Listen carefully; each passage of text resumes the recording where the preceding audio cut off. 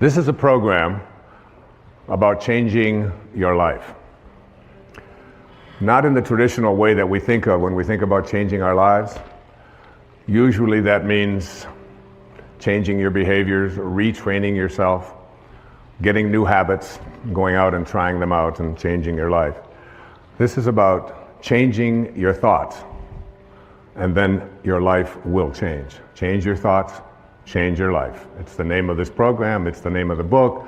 It is something that I very, very strongly endorse, that we have within us the ability and the capacity through the way that we use our minds and the way that we process things and events to make our lives totally shift and change around. And I can tell you that it doesn't make any difference what age you are, whether you're a teenager watching this, or whether you're someone in your 60s, 70s, 80s, or anywhere along the way, you can make that change. And I'll tell you, it happened for me. 2 years ago, on the 10th of May, I turned 65. And the next day, on the 11th of May, I had a life-changing thing take place for me. I changed the way that I was thinking about who I am, about what kind of a man I am, about what kind of a person I intend to be for the rest of my life and where I'm going. And something began to resonate with me that I had to make a shift and make a change at the age of 65. I had a wonderful office, which was really a townhouse. It was filled with over 20,000 books. It was filled with clothing. It was filled with records of all kinds. It had pictures on the wall. I had awards that I had received over the years, and everything that I had accumulated, literally, in this physical world, had accumulated in that office. I turned the key and handed it to my manager, Maya, who's been with me for almost 30 years, and I said, I would like you to sell everything or distribute everything that's in there. Sell the townhouse, get rid of it. Take all the records, all the books. I got rid of my shoes. And I left it all behind and turned it over to her to get rid of everything. I detached myself from a lifetime of accumulations, and I moved full-time to a place over in the middle of the Pacific Ocean on one of our great islands called Maui. And in the next months, I began to get a lot of things coming to me about what my life was to unfold, things that I wasn't even expecting.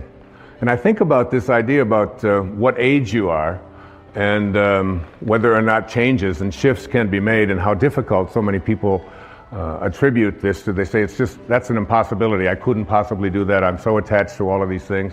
Or I'm too old. I've been living in the same place too long, whatever it might be.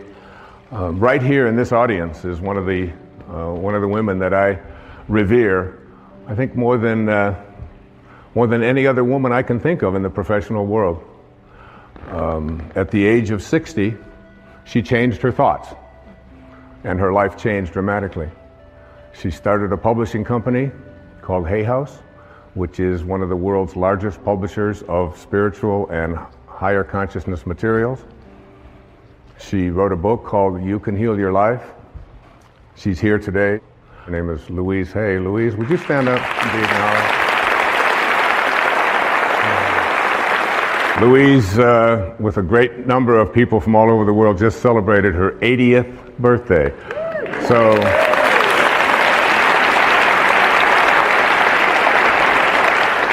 I should look so good even at 60, all right? And I'm just so deeply honored that you're here, dear. Thank you.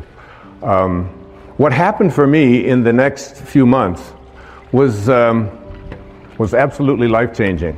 I had a friend tell me who was severely addicted to all kinds of drugs and alcohol, who was basically very close to death. He refused all kinds of treatment. He wouldn't go through the programs and so on. But he read a book, and the book was called The Tao Te Ching. The Tao Te Ching. T-A-O-T-E-C-H-I-N-G.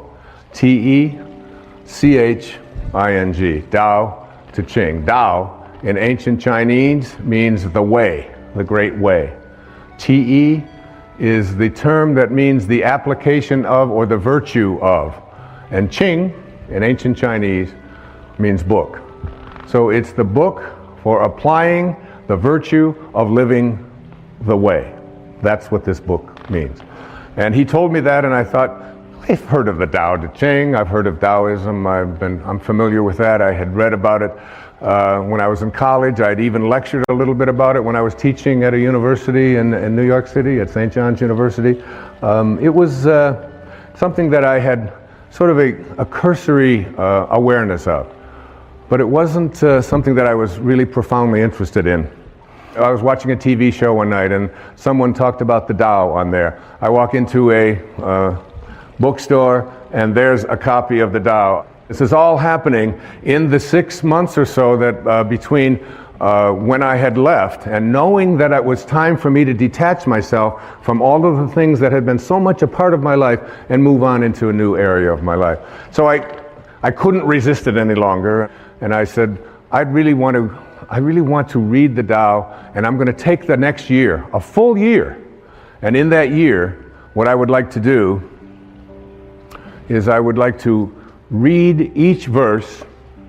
There are 81 verses in the Tao Te Ching. You can read it in an afternoon, but you can study it for a lifetime. And in the studying of this, I said I would like to just take those 365 days for the next year, and in every 4 days, I am going to read one verse.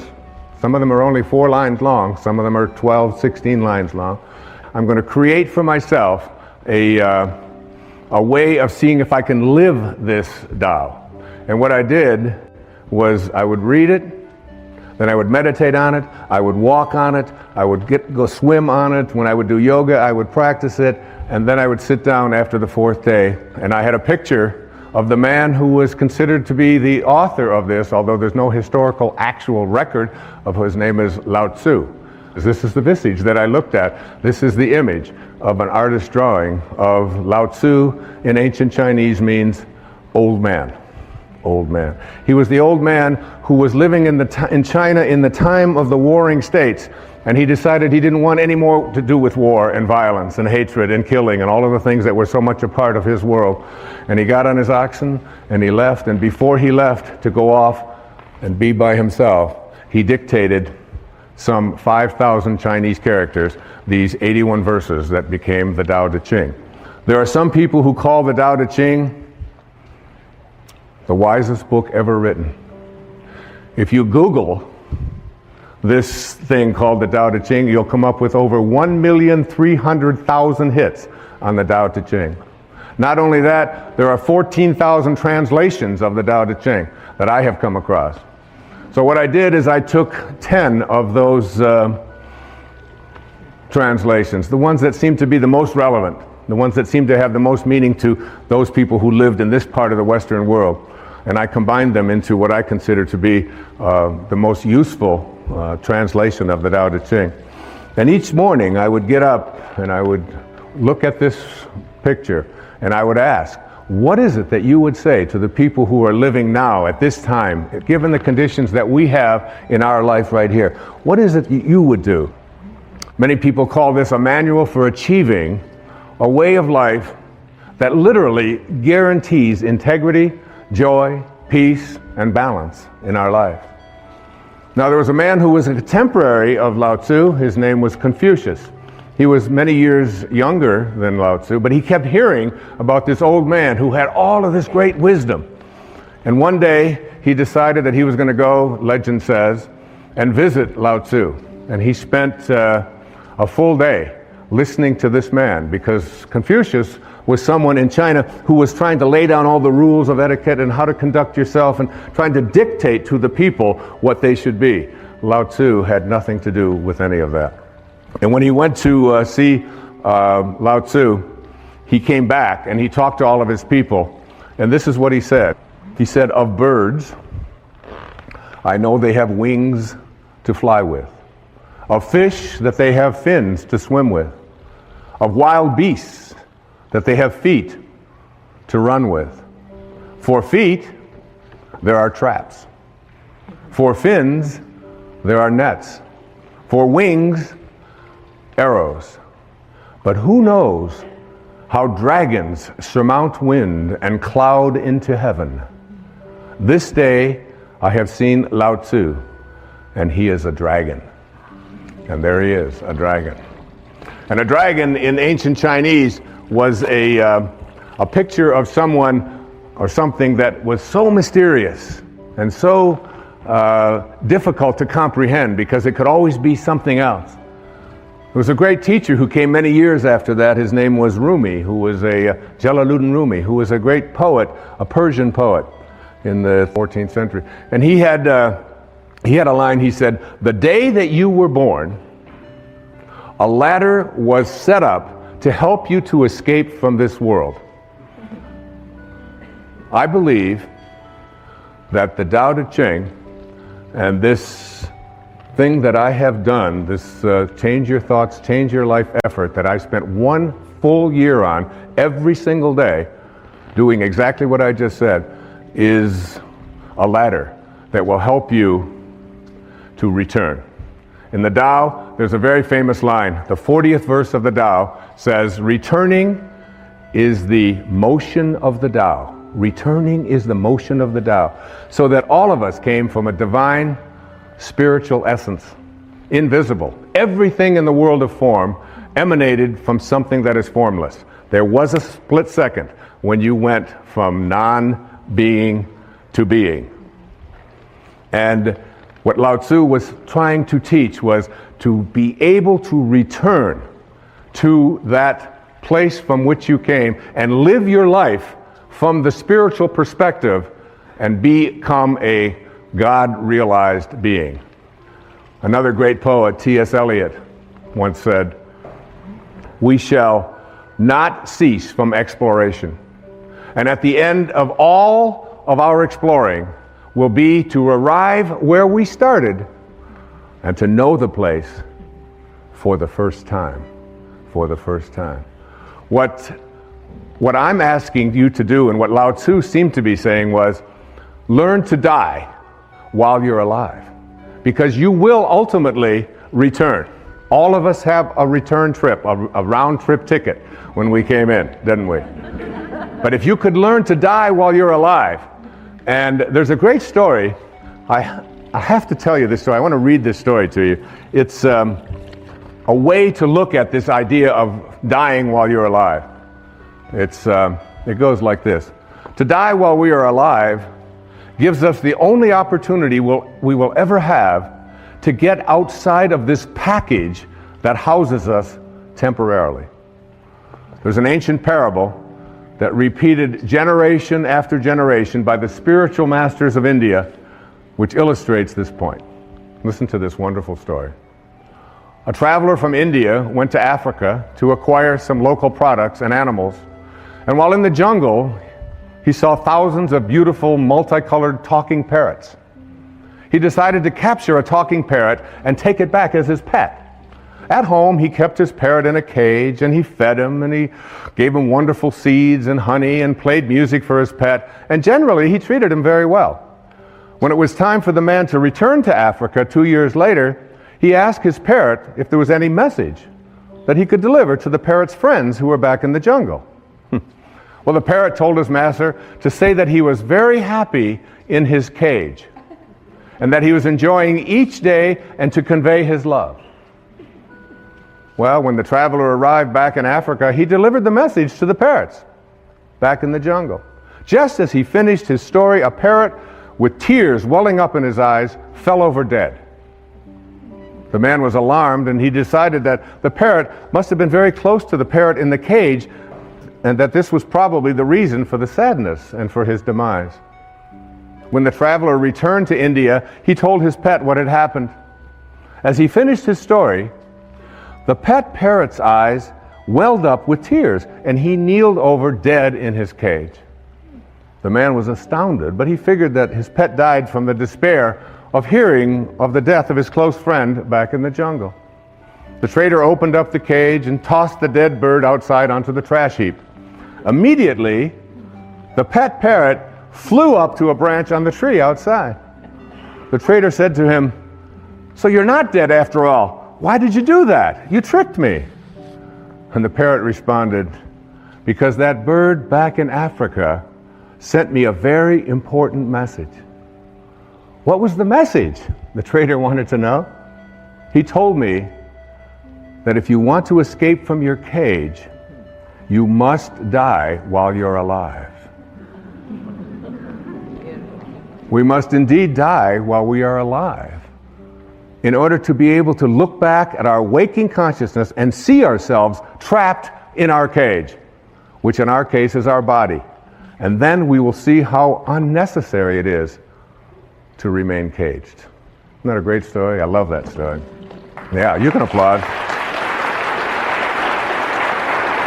What I encourage you to do is to create for yourself a sacred space. And in this sacred space, I would like you to place everything that has energy value to you. Photographs. I have this photograph that I looked at every day for 1 year and began to talk to after a while. It's a little weird, but you begin to get this idea. And those of you who wonder why I am wearing no shoes, I'd like you to know that where I live, you never walk into a sacred space with your shoes on. It would be considered dishonorable to do so. And to me, this stage, this setting, this beautiful place, and this beautiful symbol is a sacred, sacred space. I live without shoes. I heard it said once that if you wear shoes everywhere you go, the whole earth will feel like leather. And it's nice to feel what the earth feels like and to feel that naturalness. So in that sacred space, you will feel the energy of the photographs, of any mementos that you have, of pictures of your children, of drawings, of statues, of anything at all that you can think of. I have a beautiful sacred space, and it calls me. And as it calls me, when I go into that place that is so profoundly sacred to me, the most beautiful things begin to happen for me, particularly in the middle of the night when no one else is up, and I feel closest to God, and I feel closest to this beautiful old man who sent so many important messages to me through his Tao Te Ching and in my meditations to help me to create this program, Change Your Thoughts, Change Your Life, Living the Wisdom of the Tao. What I would like to do now is to look at some of the key thoughts that I would like you to think about and consider changing as you become a person who becomes more God-realized. That is, someone who has died but stayed alive and returned and went back on that return trip. The first of these thoughts to change is to change the idea that I can't trust in my own nature, to I trust in my own nature. Did it ever occur to you that you have a nature? That nature is so profound and is always calling you. You know it. No one else can know it. No one else can impose it on you. No one else can tell you what it is that you feel in here that you know is why you're here and what you're doing here. There's no one else can explain that or explore that with you. You can't share it. Everything in the universe has a nature. Your dog has a nature. A crocodile has a nature. A duck has a nature. A crow has a nature. Everything has its nature. Everything has a dharma, including you. But what we've learned and we've grown up to believe is that I can't trust in that nature. My nature, to trust in your nature, to know that you came from a divine place of well-being and to trust in it. Listen to this, verse 38 of the Tao, a few lines. The great master follows his own nature and not the trappings of life. A truly good man is not aware of his goodness and is therefore good. Think about yourself. The first moment of life, the very first moment, that speck when you went from nowhere, N-O-W-H-E-R-E, to now here, N-O-W-H-E-R-E, from nowhere to now here. Same thing, just a little question of spacing, just a little different spacing, all right? So you went from nowhere, now you're in now here, and where do you think you're going? Nowhere. Right? Back to nowhere. Who out there watching, who in this audience isn't going back to nowhere? That's where we're all headed, back to nowhere. So in that split second, then you lived inside your mother's womb for 9 months. And in that 9-month period of time, you trusted your nature. You didn't have a sonogram and say, oh my God, I don't have a nose. This is very scary. What if it doesn't show up on time? Or you didn't do any of that. You trusted completely in your own nature, right? And so did your mother. There's very little that you can do, because what you were to become, everything that this physical body needed, was all handled in there. And also, beyond what was needed for your physical world, and what Lao Tzu called the world of the 10,000 things. The 10,000 things. There's 10 zillion things, obviously, in the physical world, but that's how he named it, the world of the 10,000 things. And in that world of the 10,000 things, everything returns back to its source. But while you're in that place, and why wouldn't you believe, even maybe for a second, that not only was my physiology all handled for me, but everything else that I needed, if I could just stop interfering with it and stop other people from doing it, that everything I needed. And that's a big part of understanding change your thoughts, change your life. It's a big part of that.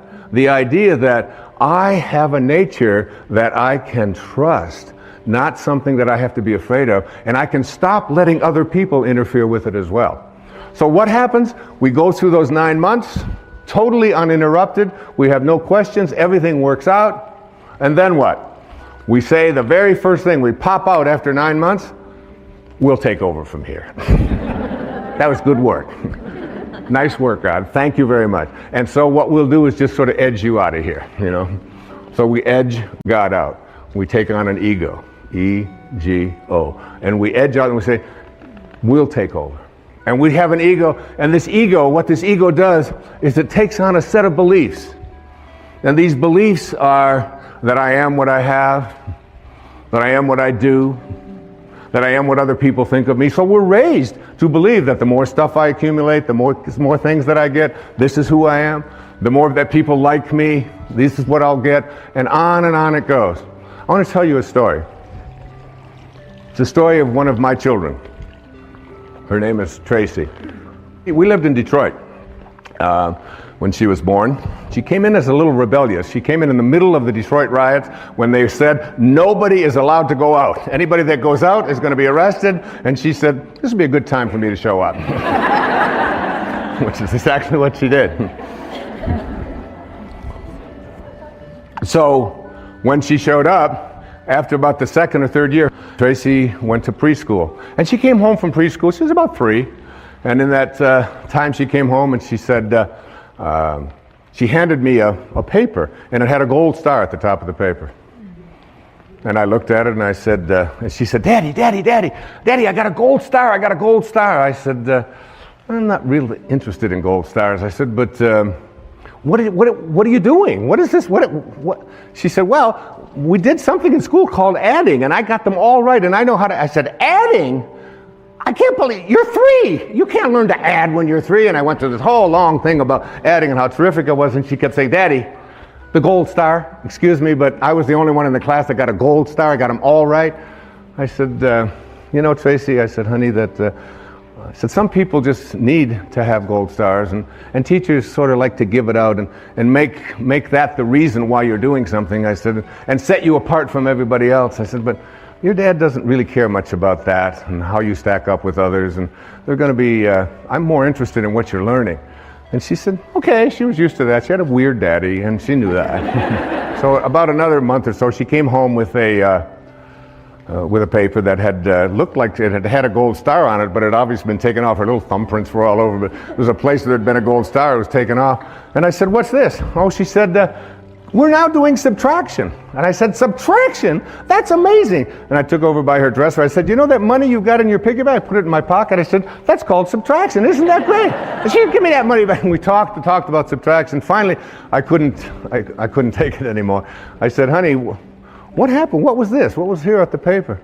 And she said, oh, she said that. She said, the teacher gave me one of those gold stars. I said, really? I said, well, what happened to it? Oh, she said, I took it off. I said, well, what'd you do with it? She said, I gave it back to her. I said, well, what did you tell her? She said, oh, I told her to give it to someone who needs that sort of thing. True story. Yeah. And there she is. She's standing right here. She's going to be 40 this year, my daughter Tracy. So, what we have to do is learn how to take this ego of ours, this part of us that believes that who we are is what we have and what we do and what other people think of us. But remember, if you grow up believing that you are what you do, then when you don't, you aren't.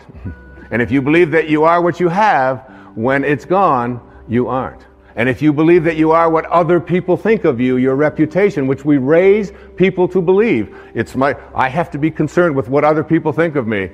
Take this ego and retrain it.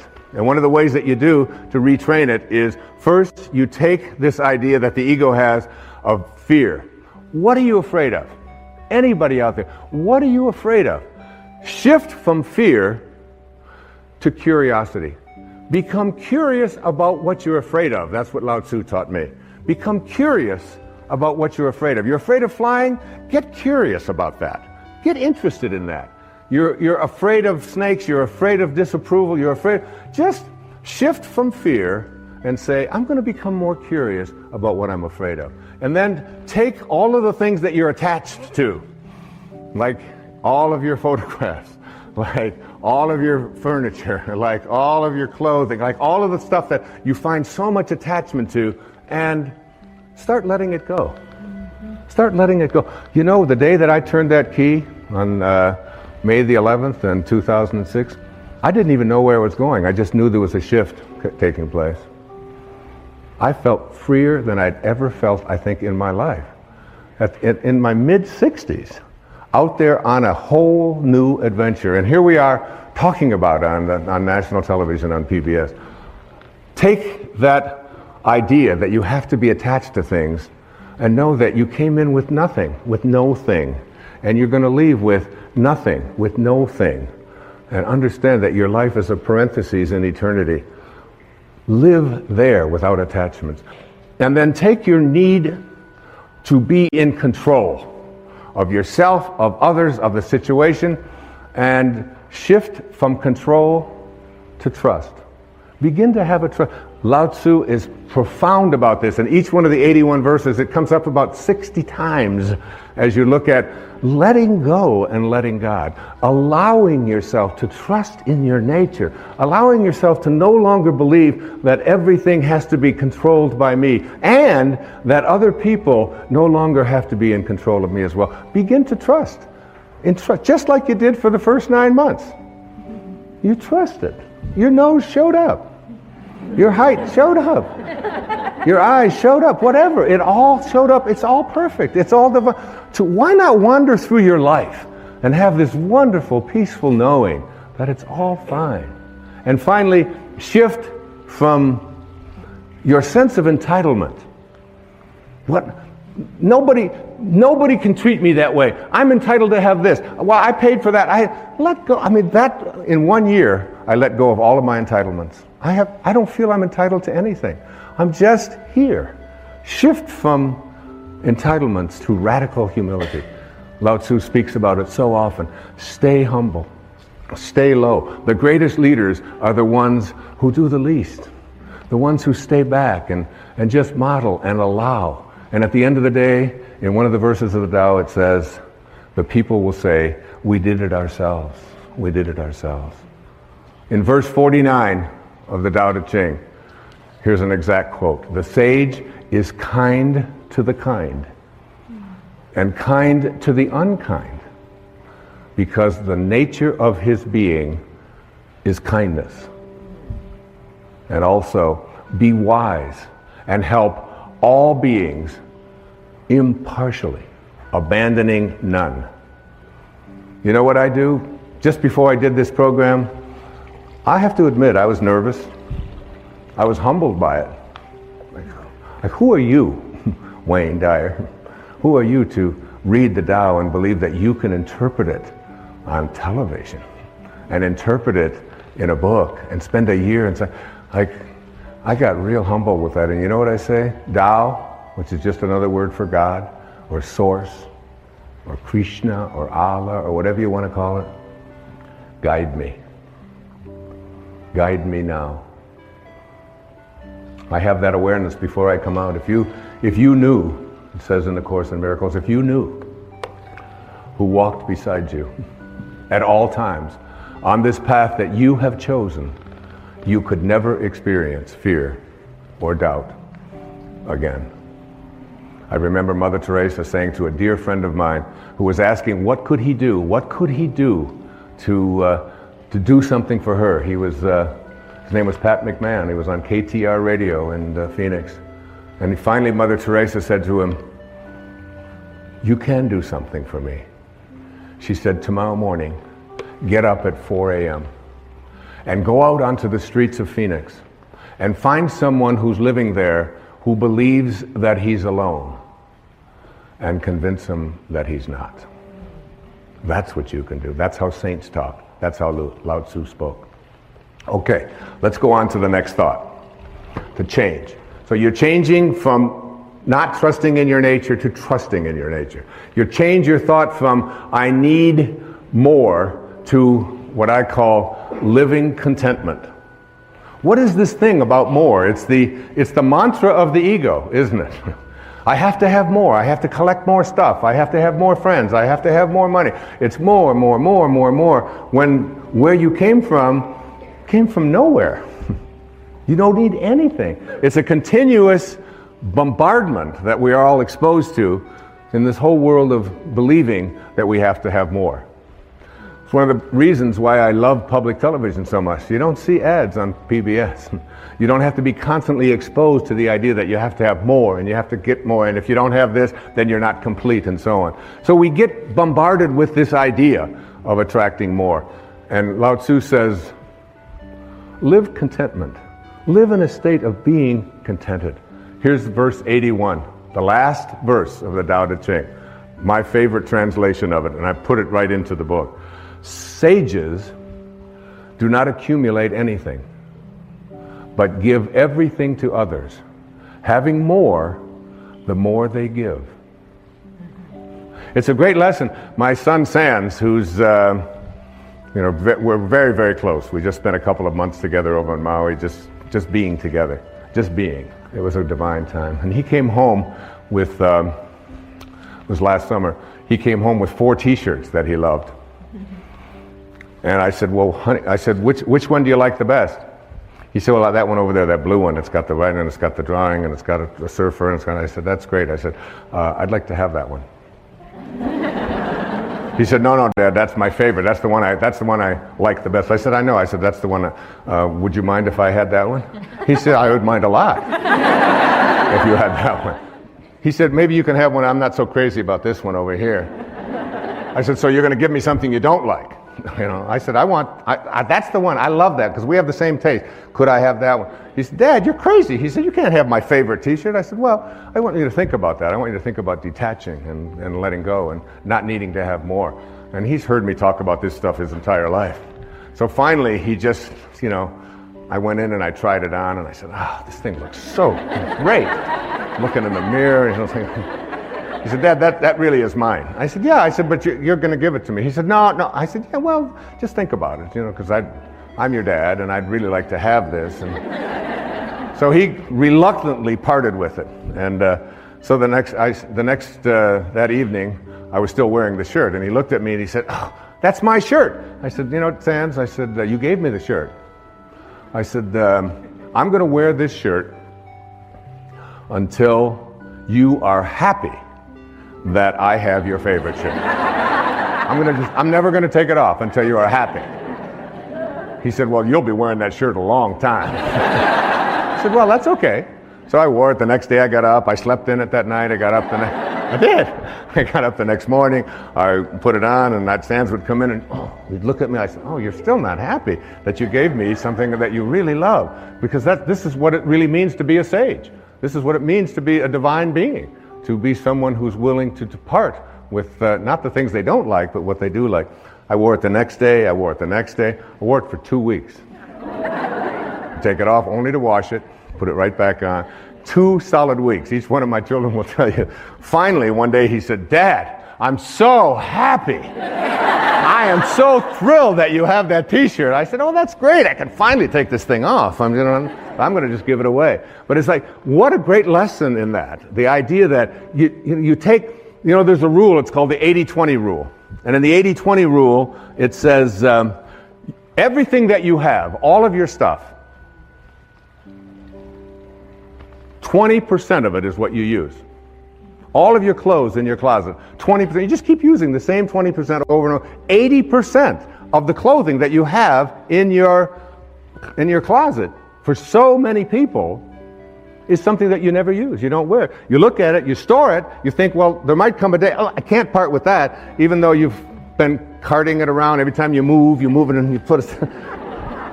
Take the 80% that you don't use, says Lao Tzu, and give it away. Give it away. Lao Tzu said that when your cup is full, stop pouring. When your cup is full, stop pouring. We have an obesity crisis in the United States, in the Western world. The obesity crisis can be handled if you just read the Tao. If you realize, in verse 33, it says, if you realize you have enough, you are truly rich. If you could just learn something called portion control, where you just take a bite and you say, is my cup full? Stop pouring. Stop pouring. In other words, instead of filling yourself with that which is already a surplus, in the Tao it teaches us to take surpluses and to reduce them, and to take deficiencies and increase them, so that we create balance in our lives, to be in balance. You can take the jewelry that you don't use. You can take the clothing and then once you've given away the 80% that you don't use, take one of the things that you really like and practice giving that away. It's such a wonderful way. Listen to this poem. It was written by a great Persian poet named Hafiz. It says, even after all this time, the sun never says to the earth, you owe me. Just look what happens with a love like that. It lights up the whole sky. It lights up the whole sky. There's no owing. There's no owing. You don't have to be, you can practice living in a state of contentment.